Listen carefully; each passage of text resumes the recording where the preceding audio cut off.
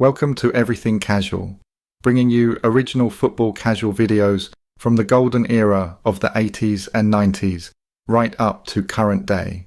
Football away day stories and historic clashes between football firms. Subscribe so you don't miss out. We upload videos every week. Today's video is all about the Skinhead Hibs firm that came before the CCS. We will look at some of their battles and stories, all true accounts from actual members, in the years leading right up to the formation of what would become the very active and very naughty Hibs CCS. But this skinhead mob was just as hardcore and ruthless as anything that ever came after them. All our videos are based on actual events and real stories from people that was there. So, in order to get the real truth, I look at books and witness accounts.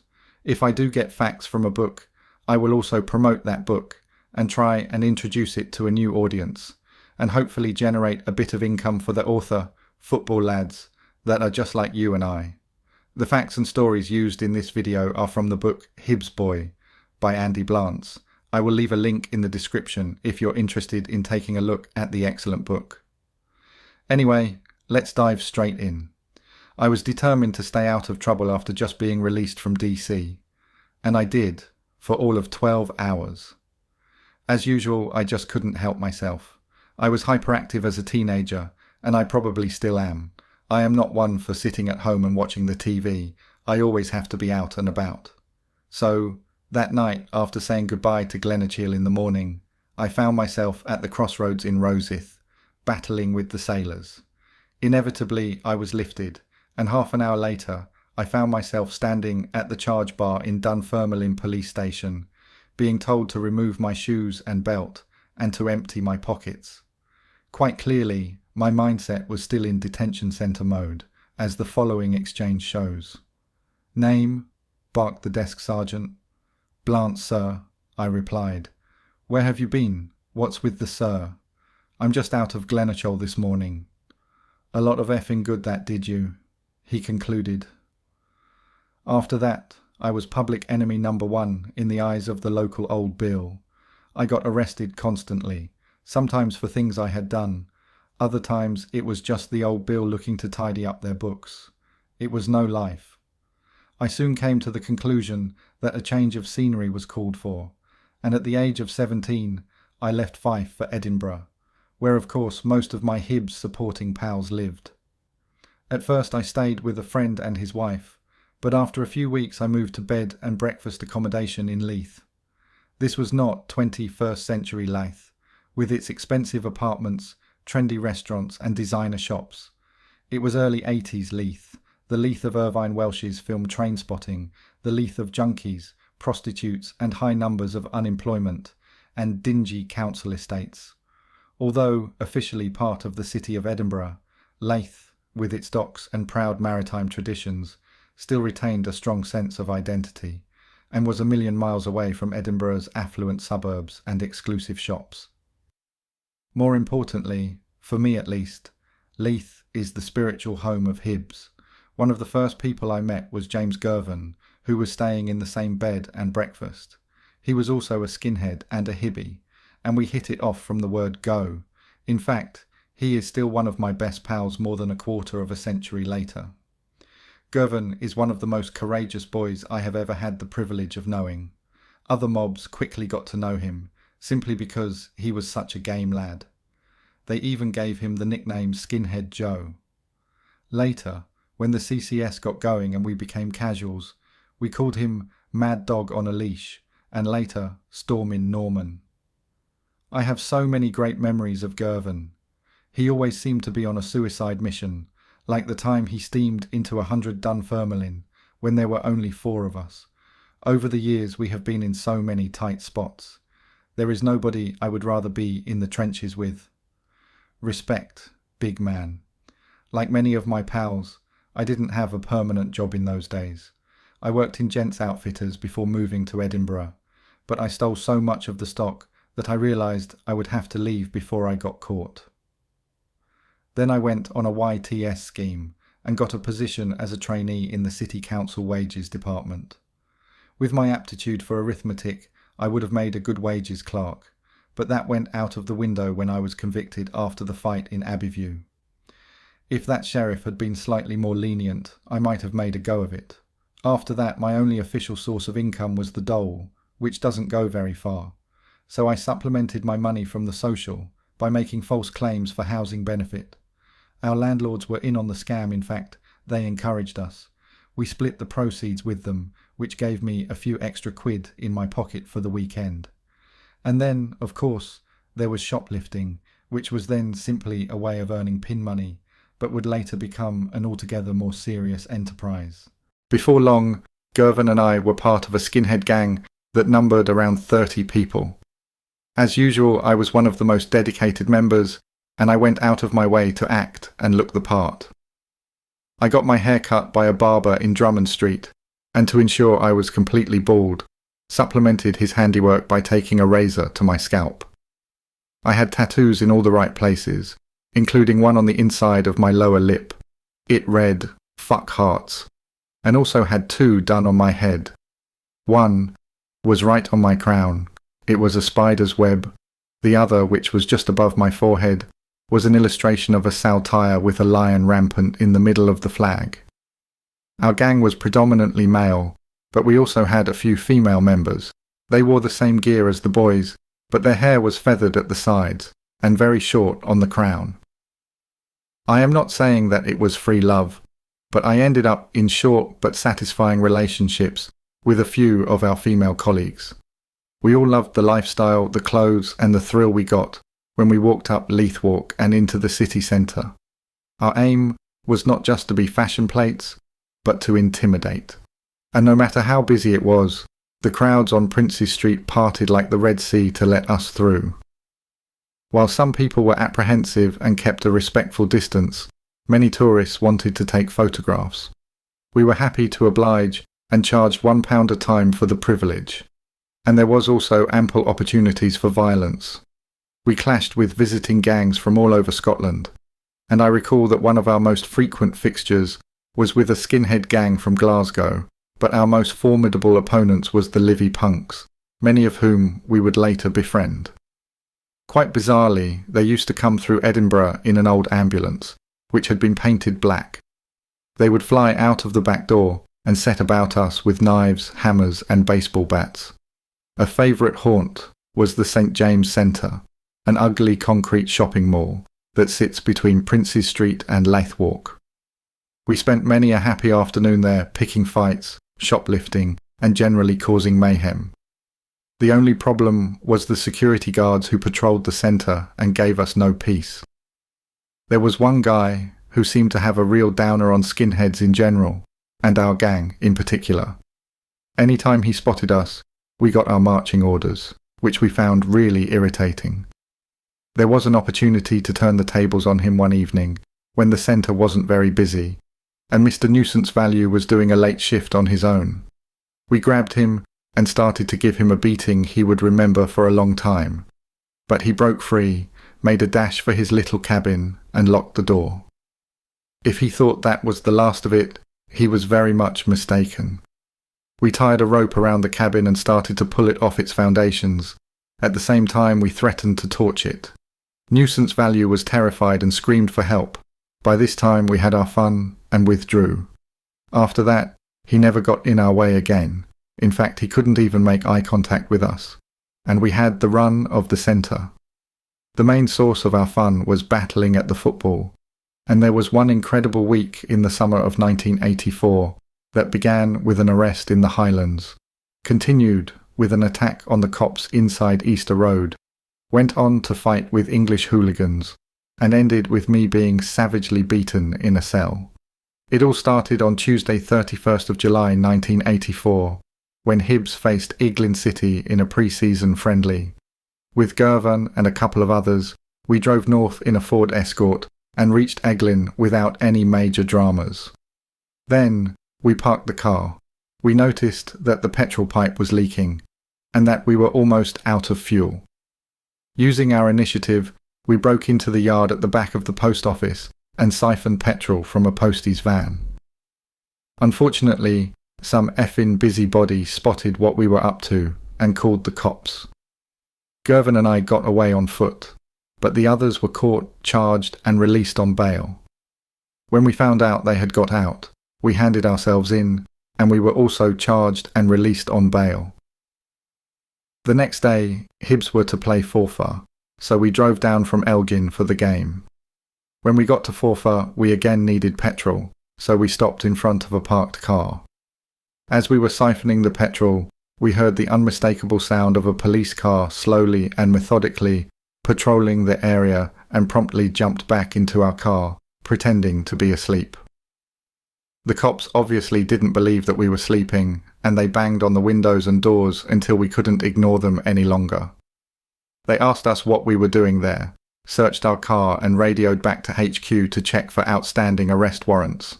They found nothing and started to walk back to their patrol car. At that point, out of the corner of his eye, one of the busies saw a trail of petrol trickling down the street. All 5 of us were arrested, charged with theft, and locked up for the night in Forfar police station before appearing in court the next morning. We entered a plea of not guilty and once again were released on bail. On the Friday night, we were back in Edinburgh as Hibs prepared to host Manchester City. We positioned ourselves under one of the floodlighting pylons at the point where the open terracing and the cowshed, which had been designated for the City fans, met. There was a line of police strategically placed between us and the away fans, and despite our best efforts, we just couldn't get at them. So, we turned to the nearest available target, the Edinburgh police. There were about 30 in our group, and it was a fair old battle. They drew their truncheons and struck out at any of our boys within range. We responded with a volley of stones. Then, we moved in closer and got into close combat with the old Bill. I landed many hard punches and kicks on the cops, and I found it a much bigger thrill than taking on my fellow hooligans from other clubs. Not only were they authority figures, but it was also a way of getting my own back for the way they had treated me over the years, both in Fife and in the city. Skinheads were a target, and any time I was stopped in the streets, the cops were always disrespectful, shouting and swearing and trying to intimidate us. We did our best that night, but there were just too many of them, and I was nicked and taken to the station. I was charged with carrying an offensive weapon, my belt for God's sake, resisting arrest, and breach of the peace. However, I didn't get charged with police assault, a much more serious offence. I believe this was because of the beating they gave me in the cells. It wasn't the first time I had been on the receiving end of police brutality. It had happened to me several times in Fife. Many respectable citizens will just not accept that the police assault prisoners in their custody. Well, they did at that time. With the introduction of CCTV, the recording of interviews and new rights for prisoners, it is now more difficult for them to get away with it, but they had carte blanche in the early 80s. So, after I was processed and had my belt and shoes removed, I was put in a cell on my own. A few minutes later, 3 cops came in. 2 of them held me, while the other one punched and kicked me, mainly about the body, so that the bruises wouldn't show up so clearly. The same thing happened to one of my mates, which led to his father lodging an official complaint. I am convinced that the leniency we were shown was directly related to what happened in the cells that night. I got another result when I got to court. They assumed I was a first offender. It was the days before police computers, and I got off with a fine. The most notable events of that amazing week were still to come. Despite being arrested 3 times in 4 days and being beaten up in a police cell, I was well up for Sunday's friendly at Easter Road, which was against our Geordie friends, Newcastle United. After the game, we tackled their mob in London Road.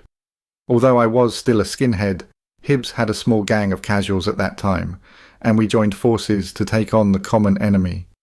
During the fight, my pal got arrested, and having had my fill of cops that week, I stuck one on the arresting officer, allowing my mate to get away. The copper staggered back and then made an attempt to radio for assistance. I immediately ripped the radio off his jacket, and me and my mate bolted. We didn't get far. By this time the area was flooded with Old Bill. I was arrested again and taken to Gayfield Square police station, where I was charged with assaulting a police officer, helping a prisoner to escape, damaging police property, and breach of peace. I was kept in the cells until the Tuesday, when I pleaded guilty to all charges. Then I got a stroke of luck. For some reason, perhaps because of an administrative glitch, there was no record of my previous convictions, and I walked out of court with a fine. As I left court that day, the thought crossed my mind that my private war with the boys in blue might have finally run its course. It hadn't, not by a long chalk. It was the 27th of October, 1984. We were playing Hearts away, and I was part of a mob of about 30 casuals and skinheads drinking in a pub called Lucky's, which is close to Tynecastle. There is always great expectation that something special will go off before or after the Edinburgh derby, and I had a feeling in the pit of my stomach that this would be a day that we would remember for a long time to come. And I was right. The first spat was with the bar staff at Lucky's. An argument flared with the publican, and a glass was thrown at a light on the wall by one of our lads. The whole electrical system fused, and we then proceeded to trash the place. I have rarely seen a place being destroyed so efficiently. We smashed glasses, broke tables, threw chairs at big mirrors, stole bottles of spirits from behind the bar, and even raided the cellar. With that, we left the pub and made our way to Tynecastle.